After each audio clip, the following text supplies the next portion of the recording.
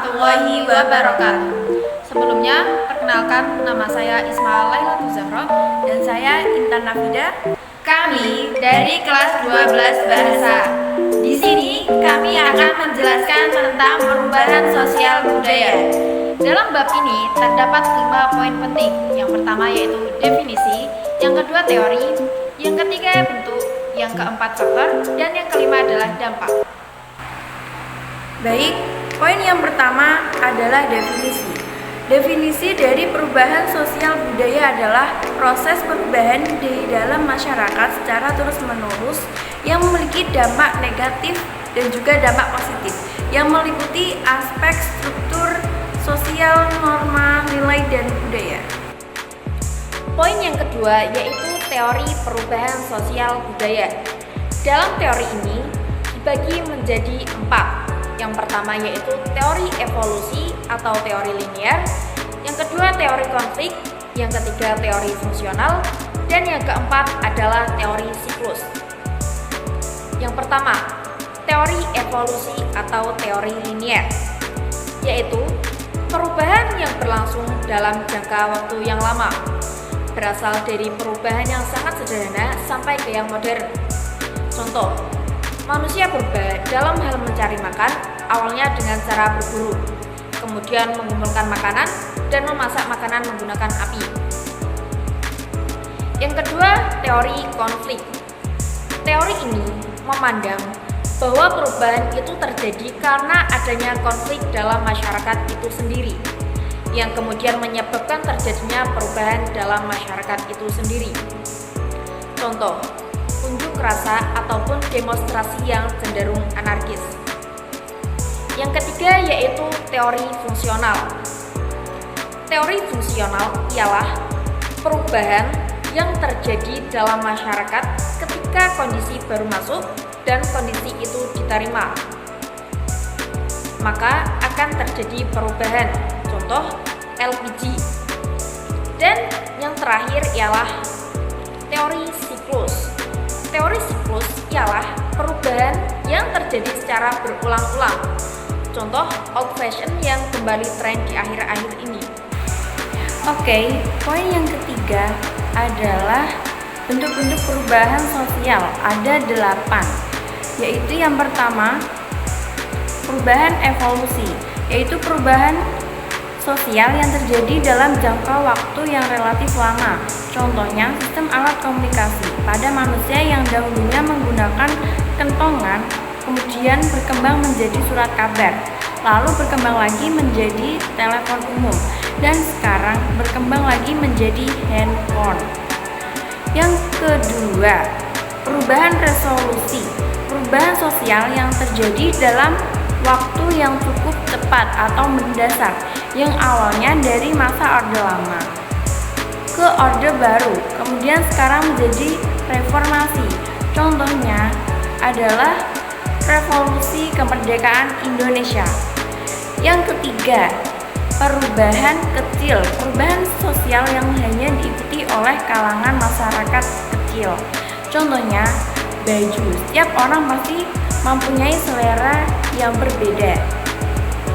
Yang keempat, itu perubahan besar, yaitu perubahan sosial yang memiliki dampak yang sangat besar bagi masyarakat. Contohnya, pabrik industri yang mengalami profesi masyarakat desa yang dulunya petani menjadi buruh pabrik. Selanjutnya, yang kelima yaitu perubahan dikehendaki, yaitu perubahan sosial yang benar-benar direncanakan oleh masyarakat yang ingin mengubahnya. Contohnya, pembangunan rumah sakit, jalan raya, dan sekolahan. Yang keenam yaitu perubahan yang tidak dikehendaki, yaitu perubahan sosial yang benar-benar di luar jangkauan masyarakat. Contohnya bencana alam seperti longsor dan banjir. Nah, selanjutnya yang ketujuh itu perubahan struktural. perubahan sosial yang terjadi secara mendasar dan menimbulkan reorganisasi masyarakat. Contohnya, dahulu petani membajak menggunakan kerbau, dan sekarang petani menggunakan mesin, yaitu kombi. Yang terakhir adalah perubahan proses, yaitu perubahan yang sifatnya merupakan penyempurnaan dari perubahan sebelumnya. Contohnya, perubahan kurikulum sekolah.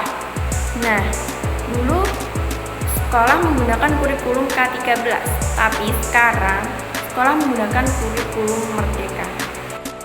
Selanjutnya, poin ketiga, yaitu faktor penyebab perubahan sosial. Faktor penyebab perubahan sosial itu ada 4. Yang pertama, faktor dari dalam atau intern. Yang kedua, faktor dari luar atau ekstern. Yang ketiga, faktor pendorong. Dan yang keempat adalah faktor penghambat. Yang pertama, faktor dari dalam atau intern. Faktor dari dalam atau intern itu sendiri ada 4. 1. Bertambah dan berkurangnya penduduk. 2. Penemuan-penemuan baru seperti discovery, invention, dan inovasi. 3. Pertentangan atau konflik masyarakat. Dan yang keempat, terjadinya pemberontakan atau revolusi. Faktor yang kedua, yaitu faktor dari luar atau ekstern, itu ada 3.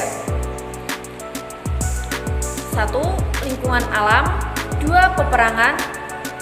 Dan 3. Pengaruh kebudayaan lain. Selanjutnya adalah faktor pendorong. Faktor pendorong itu ada 4. 1. Adanya kontak dengan kebudayaan lain. 2. Adanya sikap terbuka terhadap karya serta keinginan untuk maju. 3. Adanya sistem pendidikan yang maju.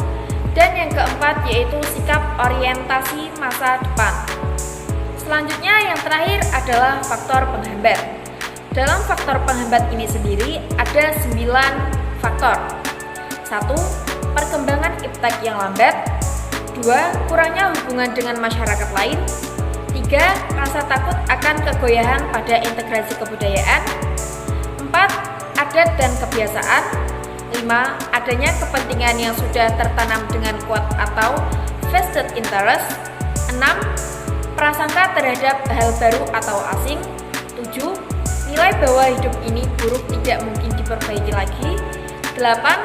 Hambatan yang bersifat ideologi. Dan yang terakhir adalah sikap masyarakat yang sangat tradisional. Oke, jadi yang terakhir dari poin perubahan sosial budaya itu ada dampak perubahan sosial. Di sini dampak perubahan sosial ada 2 macam. Yang pertama, perubahan dampak positif, dan yang kedua, dampak negatif. Apa saja sih dampak positif dari perubahan sosial itu? Oke, jadi yang pertama ada perkembangan ilmu pengetahuan dan teknologi. Yang kedua, tercipta lapangan pekerjaan baru. Yang ketiga, peningkatan efektivitas dan efisiensi kerja. Yang keempat, meningkatnya etos kerja masyarakat. Yang kelima, munculnya nilai norma baru yang diciptakan oleh masyarakat. Yang terakhir ada dampak negatif. Itu juga ada beberapa dampak negatif. Yang pertama, kenakalan remaja. Yang kedua, lembaga sosial tidak berfungsi optimal. Yang ketiga, efektivitas yang berkurang. Dan yang keempat, kerusakan lingkungan. Dan yang terakhir, munculnya konsumerisme pergolongan daerah, konflik mutunya nilai tradisi budaya daerah. Sekian penjelasan dari kami. Apabila ada kekurangan atau salah kata,